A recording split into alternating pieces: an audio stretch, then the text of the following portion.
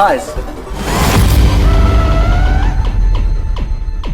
Welcome to Rotor Riot. I'm Ladrib, and I'm joined by Jaboy Vortex. We are always flying these FPV freestyle mini quads, but I want to do something a little bit different today because what you might not know, Vortex here, before he flew the drones, was really into helicopters. I flew something just a little bit bigger. I'm excited about this one. I have not flown this thing for like 2 years now. So this is called a collective pitch helicopter. 3D helicopter. So that means it can fly upside down. It can fly upside down. Right, so what we're gonna do today is learn a little bit about how a collective pitch helicopter works, and then what I wanna do is get the best chase footage. Sounds really dangerous. Well, we just have to not hit each other. That's true. So Jeff, why don't you tell us a little bit about what a collective pitch 3D helicopter is and how it works. So the frame of the helicopter is from a company called SAB, and it's called the Goblin 700 Competition. The motor is made by a company called Scorpion. Speed controller is a Castle Creations 160 amp speed controller. I've got some RJX Hobby servos, MSH Brain flight controller, and for batteries, China Hobby Line actually hooked us up with some brand new 6S 5000 milliamp 70C LiPos. And I'm actually gonna run these in series, so that's gonna take us up to 48 volts on this guy. The collective pitch helicopter works a little bit differently than what you're used to. Normally, the throttle stick actually controls the throttle. With on this, as soon as you arm it,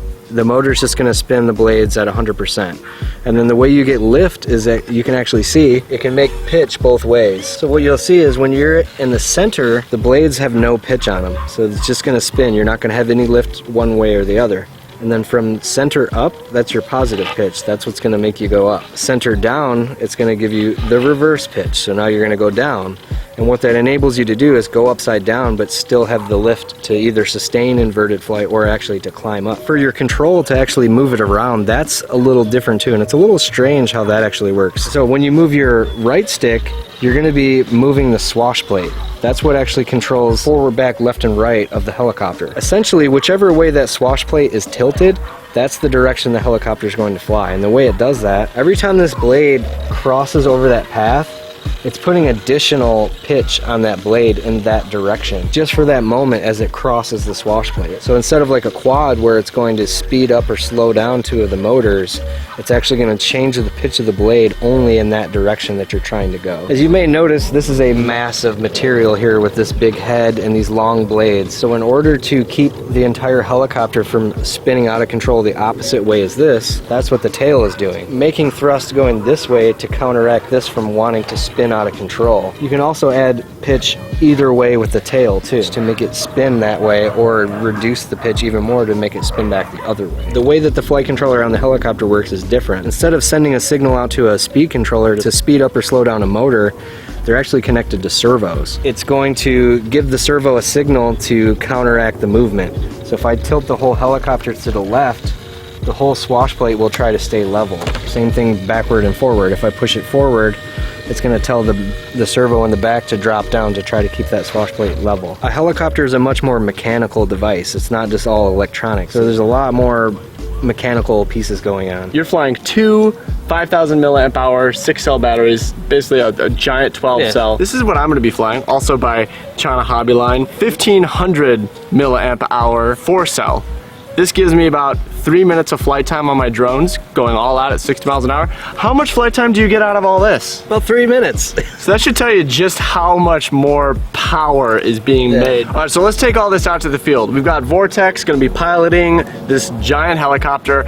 I'm gonna be flying my mini quad. We're gonna try and get the best ever chase footage of a 3D collective pitch helicopter.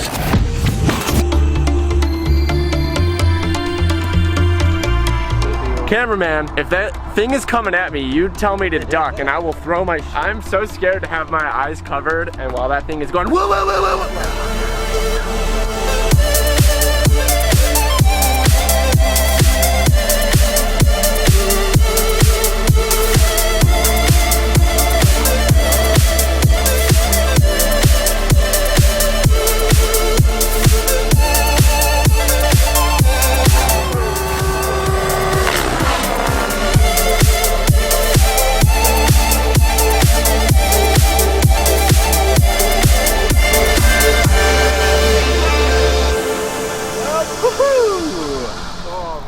Did they always have a gyro? No, they didn't actually. They used to have what's called a fly bar, which was a weight that would just mechanically give it a gyroscopic effect. Oh, it's so informative. What a troll. You guys. Let's see what we captured here. Yes, Huh? I kind of struggled more than I thought. It's not easy. All right, this is the first run. Already, I think that's pretty sweet. But it's not close. I'm just basically doing like an orbit. Oh God! It's so frightening. I'm like, I want to go close, and then you go, ooh! Already, this is kind of exciting, actually. But it seems like I'm only able to get kind of close to you when you're doing something predictable. If I could be really close to you when you're, when you're doing one of those pyro flips, or if we could start coordinating. Yeah, that would be cool if we could get someone like, yeah. They call that a rainbow when you go like this. Because actually, this is better than I was expecting. I thought I totally flopped it, but I think it could be better. That's pretty sick. We got to get you to loop around me. Right. The other thing we struggled with out in the field was a camera person trying to keep up with it because it's really erratic. So I don't think we got as much on ground footage. But I talked to Chad, and he seems to have an idea for some sort of like a rig that we can build. We're gonna put together some rig with PVC pipe and these sights and hook up the camera, and then that way, rather than the camera guy having to look at the screen on the camera and try to follow a little dot on a little LCD screen, you can just point this whole body rig. So basically, then you're gonna try and keep the helicopter in these sights, and that'll make for good framing on the camera. Exactly. I mean, it's not going to be totally perfect, but it'll be enough where the helicopter's always on the screen. Yeah, that's looking good. So let's get back out there tomorrow. I'm gonna fix my camera settings, get rid of some of that grain, try out our new rig, and hopefully put together an even more excellent montage. Sounds good, I'm excited. So I'm just gonna try to keep it as close to this spot right here as I can. Okay, let me know when you're comfortable with me doing like some sort of pass over. Go ahead. All right, well, I'm coming over to the side. That's one. All right, I'm gonna go for a really close one.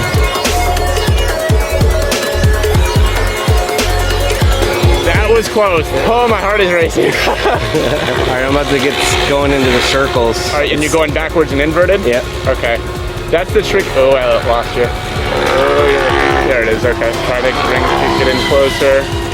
I'm still pretty far. Okay, I'm getting closer. There it is. Oh, yeah, this is it. We're getting there, dude. We are getting there. Hold on, I gotta change batteries. There was one moment. On the pass, I held it. Oh, it was like right there. We gotta do it in the slow-mo, because the slow-mo, all you need is 3 seconds, and it's like...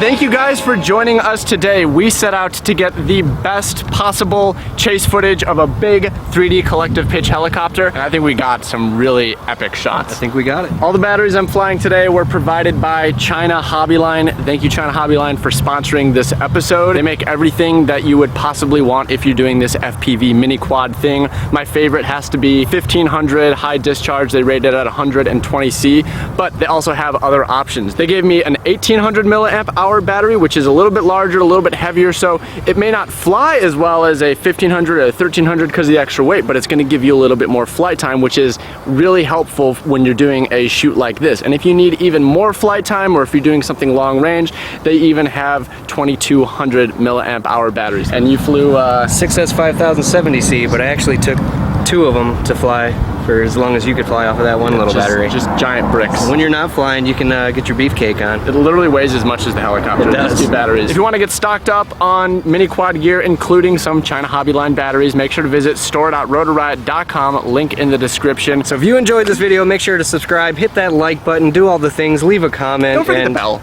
The bell too. There's a bell too if you want to get notified every time we upload one of these videos. Yeah.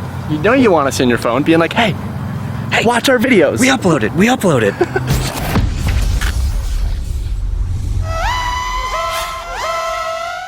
Should we keep going? Is that close enough? No. Should I get a little, hi, how's it going in there?